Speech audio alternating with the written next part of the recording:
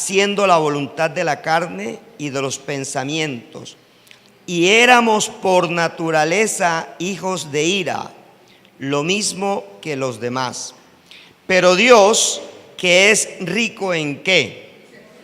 Por su gran amor con que nos amó, aun estando nosotros muertos en pecados, nos dio vida juntamente con Cristo. Está entre paréntesis, por gracia sois salvos.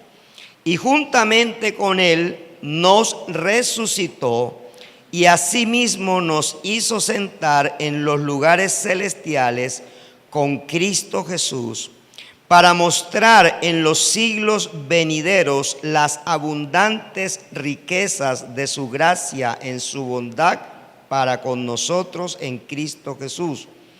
Porque por gracia sois salvos por medio de la fe, y esto no de vosotros, pues es don de Dios, no por obras, para que nadie se gloríe, porque somos hechura suya, creados en Cristo Jesús para buenas obras, las cuales Dios preparó de antemano para que anduviésemos en ella. Repito el 10, porque somos hechura suya, creados en Cristo Jesús para buenas obras, las cuales Dios preparó de antemano para que anduviésemos en ellas.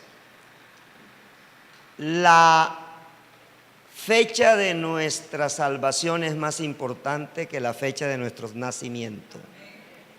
Es importante poder entender que el día en que naciste de nuevo tiene mayor relevancia que el día que naciste por el lado de tu mamá, que te trajo a este mundo. Castizamente hablando, el día que te parieron no es tan importante como el día que naces de nuevo. El día del nuevo nacimiento es el más importante para tu vida. Amén. Y quiero comenzar haciendo una ilustración que el Señor puso en mi corazón. Estaba buscando de qué manera introducía este tema. Y encontré algo que me llamó la atención y hice algunos ajustes y algunos arreglos. Pero alguien dijo, cuando una persona trabaja 8 horas al día y recibe un pago justo por su tiempo, ¿cómo se llama eso? Salario, ¿cierto? Sueldo. ¿Usted sabe de dónde viene la palabra salario? De sal. Antes se pagaba con sal. Entonces por eso ahí aparece la palabra salario. Y la palabra salario también significa esclavitud. Increíble. Cuando una persona compite con otra y recibe un trofeo por su desempeño, ¿eso es un qué? ¿Qué recibió? Un premio. Eso es un premio, recibió un premio. Cuando una persona recibe un reconocimiento apropiado por sus muchos años de servicio o por sus altos logros, ¿cómo le llamamos eso? Reconocimiento. Eso se llama reconocimiento. Pero cuando una persona no es capaz de ganarse un salario ni de ganar un premio y no merece reconocimiento y se le otorga salario, premio y se le reconoce, entonces eso lo podemos llamar ¿cómo? Un regalo. Ese regalo se llama ¿cómo? Gracia. La palabra gracias, charis, es regalo. Es un regalo, es un don de Dios, porque sencillamente esa persona no trabajó, ni compitió, ni hizo nada para ganarse nada. Entonces anótelo ahí. Yo no hice nada para ganarme el cielo. Yo no he hecho nada para ganarme el cielo. El cielo es un regalo de Dios. Es un regalo de Dios. Ese es el cielo. La primera gran verdad del Evangelio de Jesucristo es que la salvación es un don de Dios. ¿Cuál es la primera gran verdad? Que la salvación es un don de Dios. Don es regalo. Por tanto, es algo que el pecador recibe de manera inmerecida. Es decir, no lo merecíamos. Y la salvación está basada en los méritos que hizo Cristo, no en los méritos míos. Son en los méritos que hizo Cristo cuando Cristo estaba en vida, a través de su muerte y a través de su resurrección. A mediados del siglo XX, en Inglaterra, se celebró un congreso de todas y la gran mayoría de las religiones del mundo. La idea de ese congreso era reunir expertos en distintos dogmas y religiones para comparar así sus enseñanzas. En un momento dado, estos expertos se preguntaron si el cristianismo tenía algo particular que no se pudiera encontrar en las demás religiones. Esa fue la pregunta. Si el cristianismo tenía algo que no se pudiese encontrar en las demás religiones. Pensaron en la encarnación, pero había religiones cuyos dioses eran en forma humana. Mencionaron la resurrección, pero otras creencias han contado o cuentan de personas que han vuelto a la vida, es decir, que han resucitado. Mientras discutían sobre este asunto, al salón entró un hombre que era en ese momento un gran pensador, un gran escritor y un defensor inmancable de la fe cristiana. Y él preguntó a qué se debía tan acalorada discusión que se sostenía en ese momento.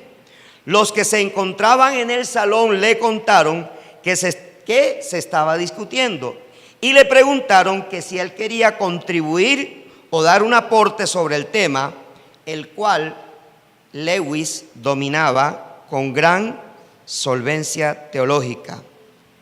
Sin pensarlo dos veces, C.S. Lewis respondió: eso es muy fácil, la gracia de Dios.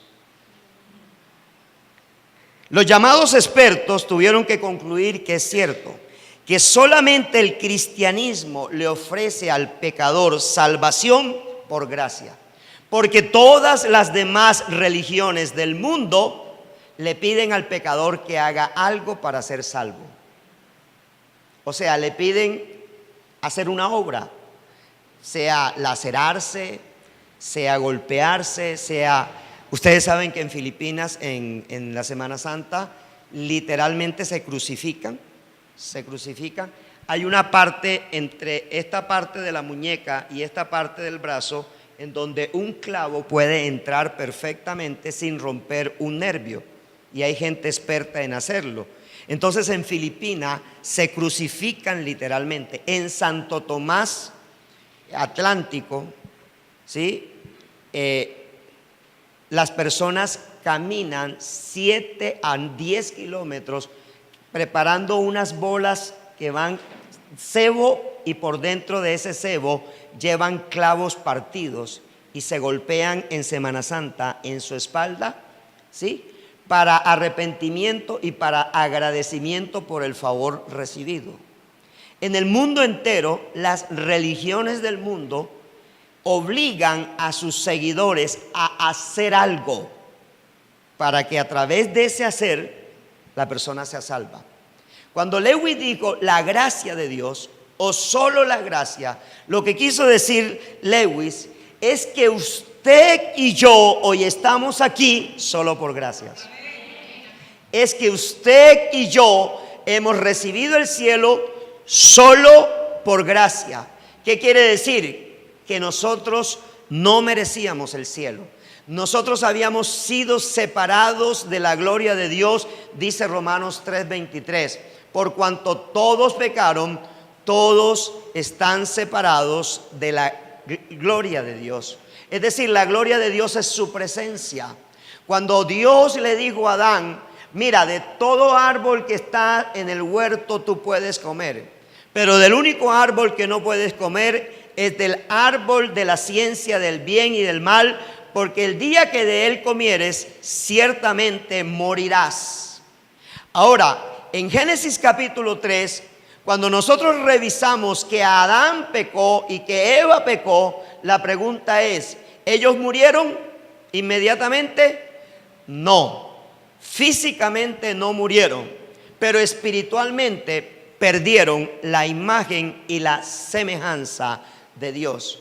Es decir, esa idea de Dios de tener un hombre perfecto, esa idea de Dios de tener una mujer perfecta, se distorsionó, se perdió. En otras palabras, Adán fue hecho con la misma esencia de la gloria de Dios. Eva fue hecha con la misma esencia de la gloria de Dios, pero dice que esa esencia se perdió, se distorsionó. De manera que si nosotros hemos logrado avanzar en medio de una condición pecadora, y nuestro cerebro y nuestra mente puede pensar y crear tantas cosas, imagínese cuál es la capacidad cuando nosotros recobramos la gloria de Dios. Una de las cosas que a mí me preocupa es que la iglesia cristiana es la iglesia que menos produce en estos momentos a la sociedad.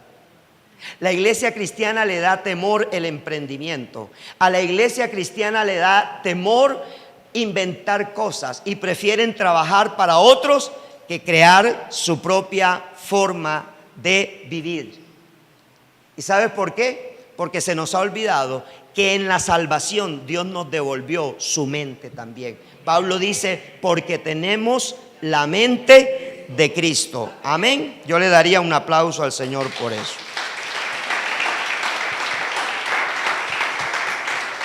Entonces, la gran propuesta que hoy tenemos que hacer para esta enseñanza es que somos salvos. ¿Por qué?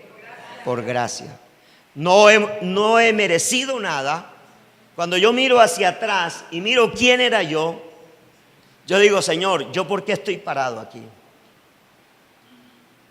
Dios no va a mirar nunca tu condición. Vuelvo a repetirle lo que siempre les he enseñado. Al cielo no entran los buenos, sino el pecador arrepentido. El único que entra al cielo es el pecador arrepentido. Jesús dijo, cuando le criticaron por estar en la casa de Zaqueo, le dijeron, si este fuera el Hijo de Dios de verdad, sabría que está comiendo con un pecador. Y eso no lo dijeron ellos, eso lo pensaron ellos. Y como Él es Dios y Él descubre el pensamiento del hombre, dijo, los médicos no necesitan los sanos no necesitan de médicos. Los médicos son para las personas enfermas. Dijo, solo es para el que está enfermo el que necesita un médico. Él se estaba refiriendo a él como médico. O sea, la salvación la ofrece Dios para el que tiene necesidad de salir de esa condición. Por eso cuando usted y yo predicamos la palabra, mucha gente no te quiere escuchar. ¿Y por qué no te quiere escuchar? Porque cada persona tiene su propio método para salvarse. Porque la preocupación de todo el mundo es cuando se muera, ¿para dónde va? Esa es la preocupación de todas las personas, ¿sí? Y sobre eso hay mucho chiste. Pero la gran realidad es que la vida cristiana es recibir la muerte y resurrección de Cristo como el precio que Dios mismo pagó para que yo pueda entrar al cielo. Así que, mis hermanos, nosotros vamos a considerar hoy tres implicaciones de por qué solamente somos salvos por la gracia de Dios. Y quiero decirle que la primera implicación es conocer la necesidad de la gracia de Dios. La primera, vamos adelantando. La primera implicación,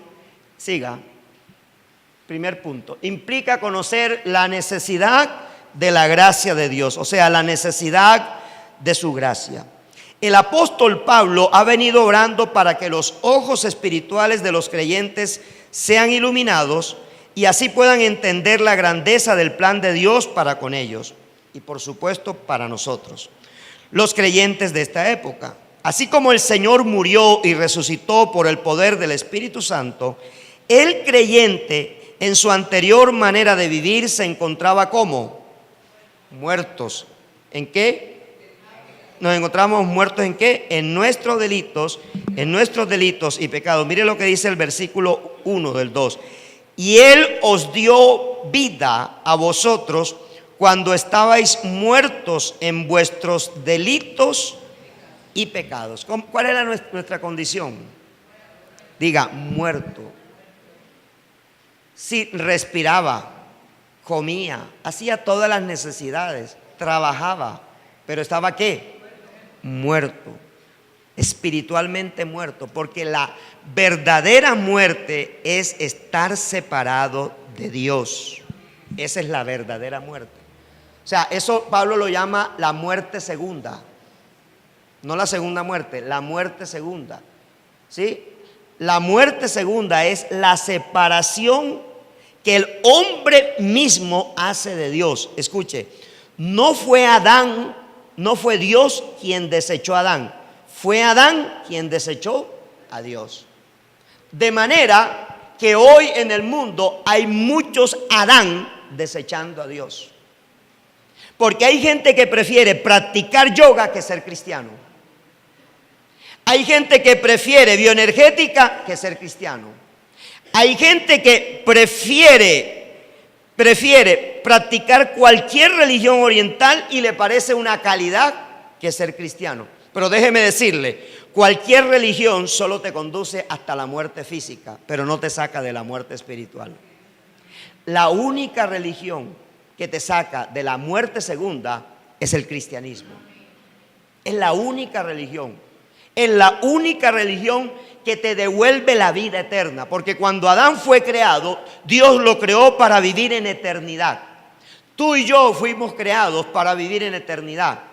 Pero ¿por qué le tenemos miedo a la muerte? Porque no tenemos la certeza de Dios en nuestra vida. Esa es la certeza. Si a usted el médico le dice le quedan 7 días de vida, usted ese WhatsApp lo llena para que le oren por usted, para que ocurra un milagro. Eso lo llenan por todos lados. Pero ¿sabe qué? La esencia verdadera no es la muerte física, sino la muerte espiritual. Porque yo al morir físicamente voy a tener un camino, ya sea hacia el cielo o hacia el infierno. Dolorosamente, pero es así. Todo el que rechaza a Cristo tiene el tiquete comprado para el infierno, punto. Es más, no lo compró, vino con él. ¿Sabía usted eso? Nosotros venimos con un tiquete listo para el infierno. Venimos con ese tiquete listo. Lo que hace la gracia es cambiarnos el tiquete. ¿Qué hace la gracia? Me quita el tiquete del infierno y me pone el tiquete del cielo. Es decir, me pone, porque como el hombre fue creado para la eternidad, quiere decir que tú vas a vivir la eternidad o con Dios o con el enemigo de Dios. Son los únicos dos caminos que hay. O sea, si yo permito que Dios me cambie el tiquete, ¿con quién voy a vivir la eternidad? Con Dios. Pero si yo le digo al Señor, no señor, este tiquete es mío, usted no me lo va a cambiar. O sea, al morir yo tengo eternidad. Pero esa eternidad, ¿qué es qué? En el infierno, porque así dice la palabra de Dios. Eso es doloroso, ¿cierto? Ahora, necesitamos conocer de la gracia de Dios. Necesitamos conocer que tenemos necesidad, perdone la redundancia allí, de la gracia de Dios. O sea, hay necesidad porque nuestra condición espiritual es muertos en delitos y pecados. La Biblia dice, porque separados de mí, nada podéis hacer. Adán experimentó primero ¿qué? Una muerte espiritual. Fue separado de Dios. Y luego, 400 años después o 300 años después, experimentó muerte física. Imagínese que Adán vivió más de 300 años. O sea, usted se podrá imaginar si Adán no hubiese pecado. Dios nos hizo eternos. Ahora el versículo 2 dice, en los cuales anduvistes en otro tiempo, siguiendo la corriente de este mundo, conforme al príncipe de la potestad del aire, el espíritu que ahora opera en los hijos de desobediencia. En el mundo hay solamente dos tipos de hijos. Hay los hijos de Dios y hay los hijos del diablo. Solo hay dos tipos de hijos. Si yo opero en el espíritu de desobediencia, ¿soy hijo de quién? Ya usted lo ha dicho. Pero si yo opero en el espíritu de obediencia, ¿soy hijo de quién? Soy hijo de Dios. Antes de conocer a Dios, nosotros éramos buenos hijos del diablo. Hacíamos todo lo que Él nos ordenaba. Rumbiábamos, metíamos droga, metíamos licor, fornicábamos, hacíamos, ¿sí? Nos tatuábamos el cuerpo, hacíamos cualquier porquería. Hacíamos todo lo que usted quiera hacer, ¿cierto? Lo hacíamos. Hacíamos todo lo que el Padre quería que hiciéramos, todo. Él me decía, conquista a esa mujer, es casada, ve y conquístala. Y yo iba a la conquistar. Porque era hijo de desobediencia. Un viernes llegaba y el hijo de desobediencia, ¿qué piensa en un viernes? Rumba, licor, droga, lo que usted quiera. Porque es hijo del diablo. El hijo del diablo no piensa en otra cosa. El hijo del diablo es el que piensa asesinato, todos los pecados que están descritos allí en Gálatas 5 del 19 al 21 llamado obras de la carne, todo eso lo propicia Satanás. ¿Aló? ¿Éramos esclavos de qué? Del pecado. Estábamos bajo el dominio del príncipe de las tinieblas. Nos dominaban nuestras propias pasiones desordenadas. Un cristiano no puede decir yo soy así, ¿qué? Me tienen que recibir así. Esa no puede ser la expresión de un cristiano. No, yo me he visto como me da la gana. Un cristiano, perdónenme, un cristiano no se viste como le da la gana. Es como le da la gana a Dios que se vista. ¿Sí? Porque encontramos hermanitas, ¿cierto?, que muestran las puertas del Hades. Hermanos, la Biblia dice vestidos decorosamente. Cuando un líder se pare aquí, tiene que saber cómo viene vestido. Cuando un líder va a servir, tiene que saber cómo viene vestido, cómo está vestido. No te puedes vestir como te da la gana. Te tienes que vestir como Dios te anhela ver, porque esa es la gracia de Él. Ay, pastor, usted se está metido con el vestido. No, se está metiendo Dios, no yo. Si no, lea a Pedro, lea las 2 cartas de Pedro y Pedro le enseña cómo vestirse. ¿Por qué? Porque vamos a marcar una diferencia. Yo me pregunto algo. Si hay una iglesia tan tenaz sobre esta tierra, tan religiosa sobre esta tierra, se llama Movimiento Misionero Mundial. Y yo pregunto algo. ¿Por qué es la única iglesia que tiene el triple y el quíntuple de jóvenes que tiene cualquier iglesia cristiana? Porque el asunto no está en el vestido, sino en las convicciones. Está en las convicciones. Nosotros no podemos secularizar la iglesia. La iglesia es de Jesucristo. Él pagó el precio. Yo no puedo establecer en la iglesia mi criterio. En la iglesia se establece el criterio de Dios, no el mío. Ahí me equivoco cuando yo establezco el mío. Nosotros nos encontrábamos bajo condenación eterna, dice el versículo 3, entre los cuales también todos nosotros vivimos en otro tiempo en los deseos de nuestra carne, haciendo la voluntad de la carne y de los pensamientos, y éramos por naturaleza hijos de ira, lo mismo que los demás. ¿Cuántos han visto videos donde los papás ponen a sus hijas y a sus hijos a bailar la música donde la niña se le mueve sensualmente al niño, ¿cierto? Y los papás aplaudiendo? Claro, ellos son hijos de ira. ¿Y qué están levantando? Nuevos hijos de ira, porque Satanás necesita tener su prole también. Entonces yo no puedo permitir que yo, siendo cristiano, en mi casa se ponga música de Maluma o música de este o música del otro. Puede cantar bonito, pero canta para el diablo, no está cantando para Dios. Aún hay música cristiana que no glorifica el nombre del Señor, no la debo escuchar. Puede sonar como cristiana, pero no glorifica el nombre del Señor. Entonces, pastor, usted se nos vuelve religioso, lo que usted me quiera decir, lo que usted me quiera decir. Pero ¿sabe? Dios a través de Jesús pagó un precio por tu vida. Por tu vida. Y el cielo está garantizado por Jesús, pero la permanencia tú la garantizas a través de una vida digna de vivir sobre esta tierra. Amén. Mire que en Lucas capítulo 15 usted se encuentra con dos tipos de personas. Usted se encuentra con un hijo rebelde y se encuentra con un hijo legalista.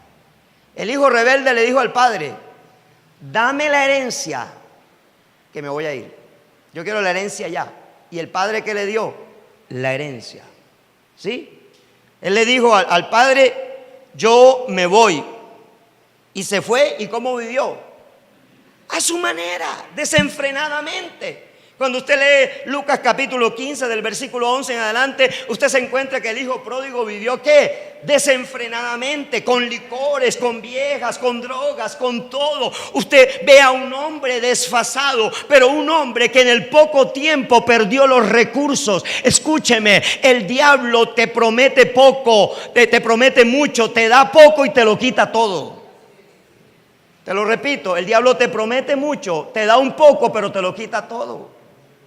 El diablo es experto en destruir. Él no está interesado en que tú y yo y en que nuestros hijos y nuestra familia conozca de Dios.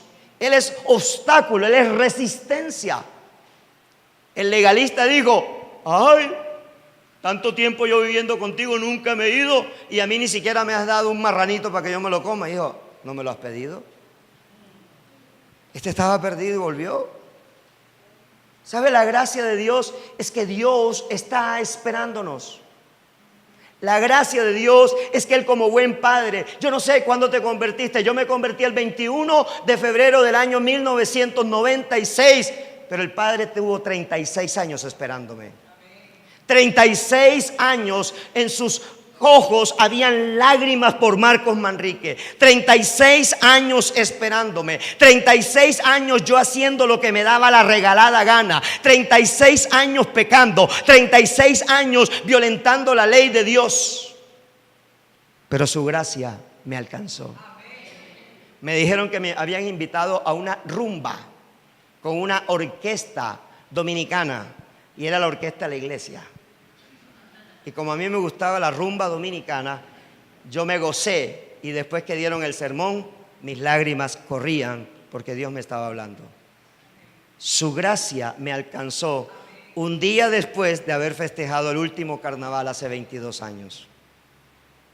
O sea que yo fui con ceniza y todo en la frente. Con ceniza y todo en la frente. Y nadie me dijo nada, nadie se burló de mí. Pero allí Dios estaba esperándome. Amén. Número 2.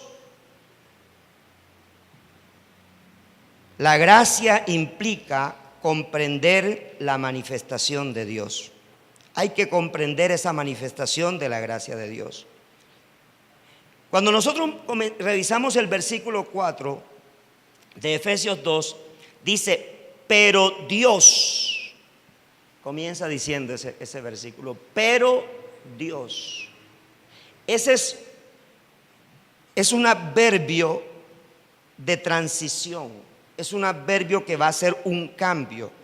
Y allí entiendo que el apóstol Pablo está marcando un contraste entre mi condición pecadora y el futuro que me espera si yo acepto la gracia de Dios. Dice: pero Dios, que es rico en misericordia, por su gran amor con que nos amó, aun estando nosotros muertos en pecado, nos dio vida juntamente con Cristo. Por gracia sois salvos, y juntamente con Él nos resucitó, y asimismo nos hizo sentar en los lugares celestiales con Cristo Jesús, para mostrar en los siglos venideros las abundantes riquezas de su gracia en su bondad para con nosotros en Cristo Jesús. ¿Qué está analizando el apóstol Pablo? Él está analizando que aunque éramos pecadores, su gracia se manifestó. Nadie busca a Dios, Dios nos busca a nosotros. Nadie. No es que yo estaba buscando de Dios, no seas mentiroso. Dios te estaba buscando. Yo me le escapé 36 años, pero en el año 36 ya no me le pude escapar, porque Él me cerró todas las puertas. ¿Y sabe cómo me las cerró? Quebró todas las empresas que yo tenía. Porque Dios te va a llamar la atención con amor o con dolor. Y a la gran mayoría nos llama con dolor. Y nos da donde más nos duele. ¿Cómo nos encontrábamos? En delitos y pecados. Y Él decidió salvarnos. Aunque habíamos decidido vivir fuera de su cobertura y a nuestra manera, Él nos amó con amor eterno. Y dice que aún estando en delitos y pecados, nos dio vida juntamente con Cristo Jesús. ¿Qué hizo la gracia? Se manifestó ofreciéndonos salvación ya, salvación inmediata. ¿Éramos merecedores de ella? No, pero su amor es sí inagotable. Dice, por su gran amor con que nos amó. No lo merecíamos, simplemente nos amó. Simplemente nos amó.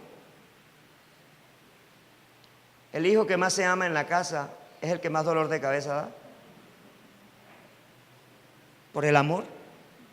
El que más dolor de cabeza da, ese es el que más amamos. ¿O no doblamos rodillas por ese?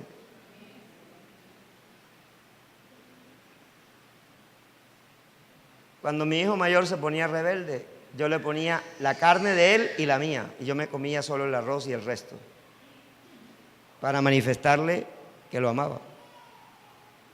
Y Dios hace lo mismo. Estamos rebeldes y Él sigue amándonos, sigue amándonos, sigue amándonos, sigue amándonos, sigue amándonos. Mira, ese hijo rebelde en tu casa, ese esposo rebelde, esa esposa rebelde, ya le está llegando el día. Ya le está llegando la hora. Entre más travieso lo veas, más cercano está Dios. Más lo está encerrando Dios. Mi oración para con mi hijo mayor a Dios es: Señor, ciérrale todo. Todo es todo. Porque es la manera como Él va a tener que mirar hacia arriba cuando no tenga otra opción. Cuando yo no tuve otra opción, solo miré para dónde, para arriba. Y le dije, si tú existes, yo te quiero conocer. Punto. Fue todo lo que le dije. Yo te quiero conocer. Y Él se me manifestó el día que yo me iba a suicidar. Porque era tanta, mire, el diablo te va a terminar quitando todo, todo, y te va a llevar a la doble muerte, a la muerte física y a la muerte segunda. Eso es lo que hace el diablo. Y Dios manifiesta su gracia, ¿sabe cómo? A través del amor. Cuando tú conoces a un hombre, una mujer de Dios, y ese hombre y esa mujer de Dios trabaja contigo, estudia contigo, tiene alguna relación contigo laboral o educativa o de cualquier índole, ¿sabes? No lo conociste gratuitamente. Es el punto de encuentro que Dios tiene para para hablarte a ti de su gracia. Yo no necesito salir a evangelizar, yo evangelizo a donde voy. Yo no necesito salir a evangelizar.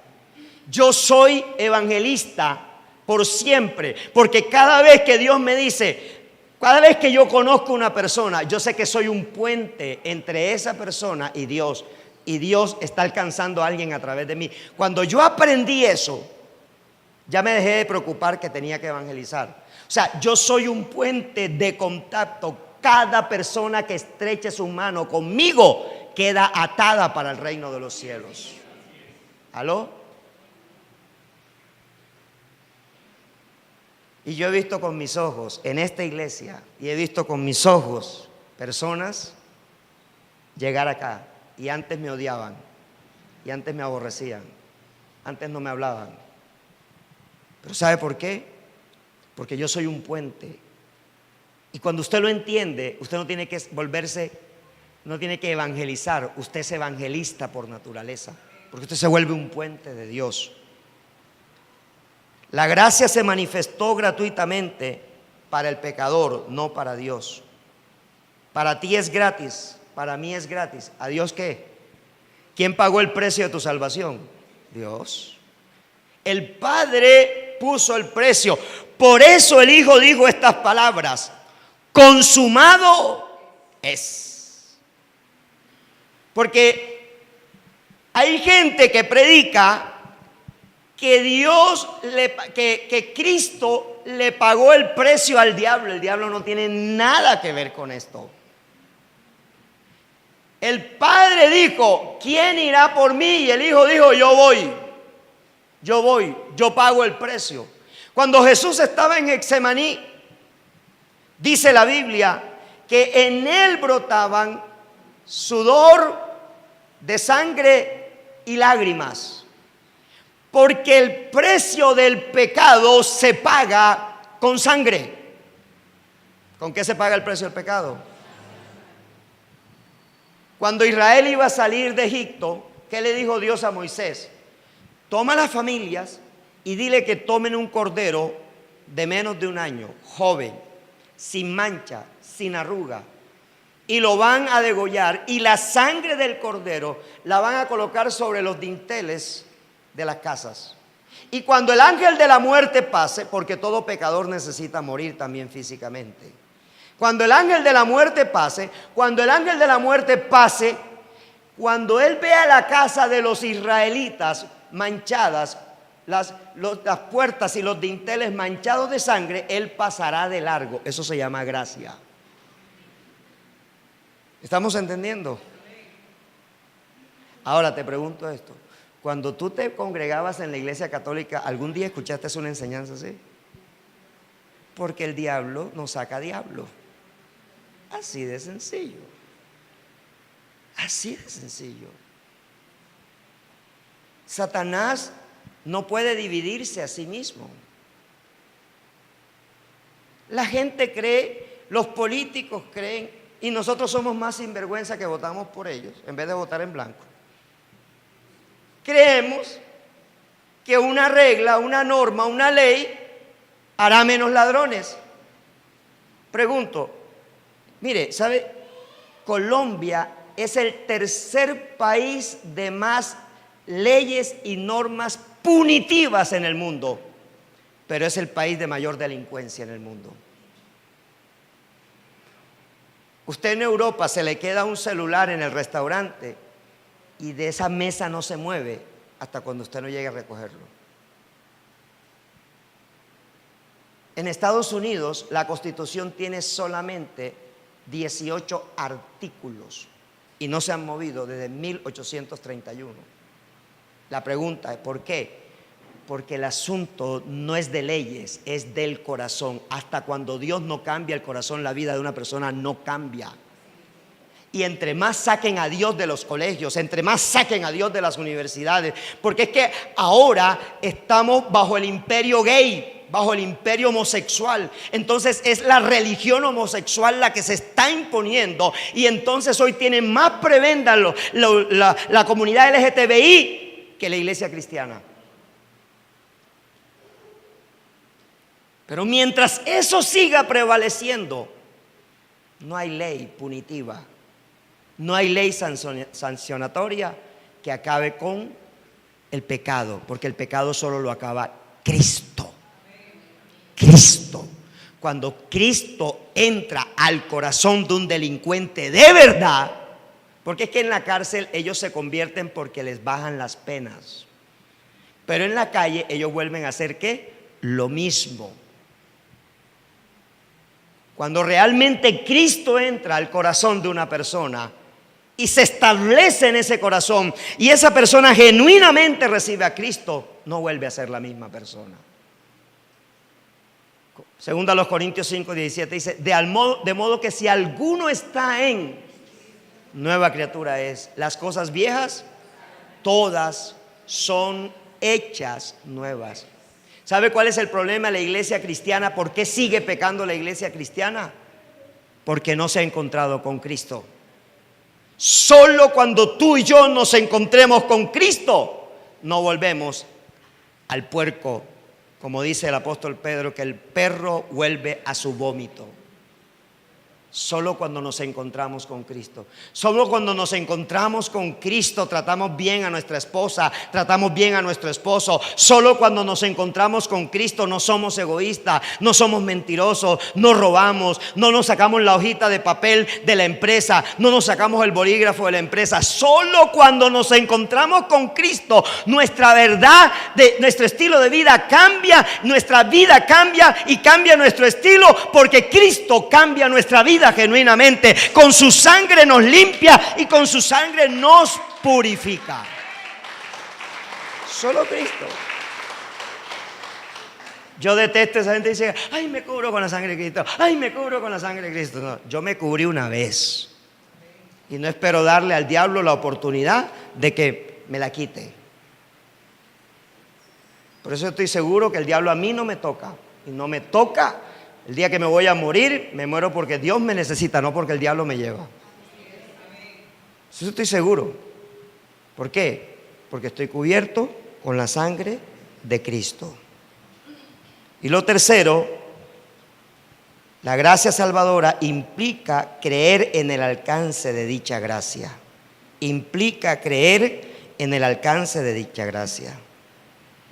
Trae un gran consuelo y al mismo tiempo implica una responsabilidad el saber que Dios obra en y por medio de nosotros. Tal como Pablo dice en Romanos 5:8, siendo aún pecadores, Cristo murió por nosotros. Y quiero decirte, nuestro presente es posible gracias a nuestro pasado. Dios no va a mirar nunca tu pasado. ¿Sí? Cuando mi esposa me dice: ¿te acuerdas cuando salías con la tal Claudia? No, se me olvidó, yo no tengo memoria. Claudia, ¿cuál Claudia? No, yo no tengo memoria.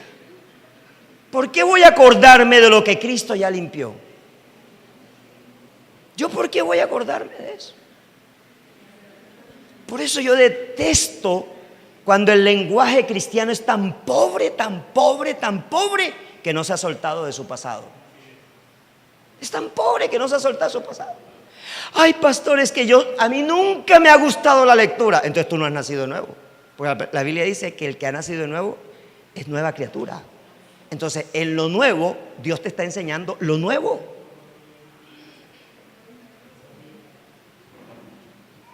Es que a mí siempre me ha dado pereza leer la Biblia. En el pasado, en el presente, tú eres nueva criatura. Y si no, pídeme una cita y te hago liberación. ¿Sí? Sí, porque la única manera que tú no ames la palabra de Dios, amando a Dios, ¿sabe qué es? Que tú hayas practicado brujería, hechicería, te hayan leído las cartas, hayas ido donde brujos, porque entonces todavía hay rezagos de esa vida espiritual que no han salido de ti. O tienes que pasar por un encuentro, porque en el encuentro Dios te limpia, en el encuentro Dios te sana, en el encuentro Dios te liberta. ¿Aló? La gracia permite disfrutar de la eternidad, te permite hacer buenas obras y te permite ser un hombre libre, una mujer libre. Porque Cristo rompe todas las cadenas de opresión. Rompe todas las cadenas de opresión.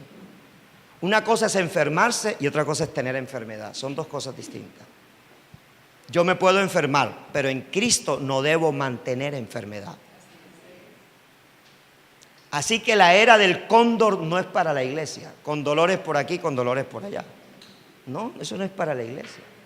Para la iglesia es la libertad en Cristo. ¿Sabe qué me gusta? No recuerdo el texto, pero está en Colosenses, no sé si es el 2 o el 3, pero es 2:16 o 3:16, uno de los dos. Dice que en Cristo estamos completos. Completos, escúchelo, completos. En Cristo estamos completos. Cuando usted recibe un diagnóstico médico, su primera reacción como cristiano es: esto no es verdad. ¿Por qué? Porque yo vivo una realidad diferente. Mi realidad es diferente. Mi realidad dice que por su llaga fuimos nosotros sanados. Eso dice mi realidad. Eso es lo que dice mi realidad. Y eso es lo que yo tengo que confesar todos los días. Yo no puedo estar atado. Mira, aquí hubo una mujer. Bueno, no estábamos aquí, estábamos en el otro lugar físico. Una mujer que ella consumía para su problema psiquiátrico, consumía 18 pastillas diarias.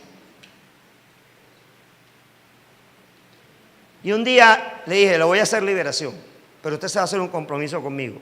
Y es que usted va a partir cada pastilla que usted se toma, la va a partir en 4. Y usted se va a tomar solamente el 25% de esa pastilla. El 25%. Y nosotros vamos a orar por 120 días, vamos a orar todos los días, vamos a orar juntos. Y usted cada vez que se va a tomar el 25% de la pastilla, usted va a decir esta oración: Señor, yo me voy a tomar esta dosis que me manda la psiquiatra, pero yo soy sana en el nombre de Jesús y esto simplemente lo voy a hacer por obediencia. A los 120 días, el médico le redujo la dosis al 25%. A los 120 días. Y se quedó sorprendido porque ella llevaba 9 años tomando 18 pastillas psiquiátricas. Y Dios la comenzó a bendecir tremendamente. Pero ¿sabe por qué se fue? Porque le dieron una liquidación grande y el diezmo era grande. Y por eso se fue. Y hoy toma 22 pastillas al día. O sea, ella rompió y no se está congregando en ningún lugar. No sé si usted está entendiendo la magnitud. Cuando Cristo liberta de verdad. Cuando Cristo llega a tu vida, llega a cambiártela. Él no llega a jugar contigo. Y Él no te permite que tú juegues con Él. Porque Él dice, mejor te vale no haberme conocido que conocerme y apartarte de mí. Con Cristo no se juega. No es una amenaza, sino lo que te quiero decir es que con Cristo no se juega. Cristo vino para quedarse en tu vida. Él trajo su gracia para... Tú no puedes jugar al cristianismo. Ay, no, es que yo estoy yendo por allá a una iglesita, ya. Sí. No. O eres de este equipo o búscate y regrésate al otro equipo. Pero no puedes seguir jugando con el Señor. O somos o no somos. Póngase en pie, iglesia.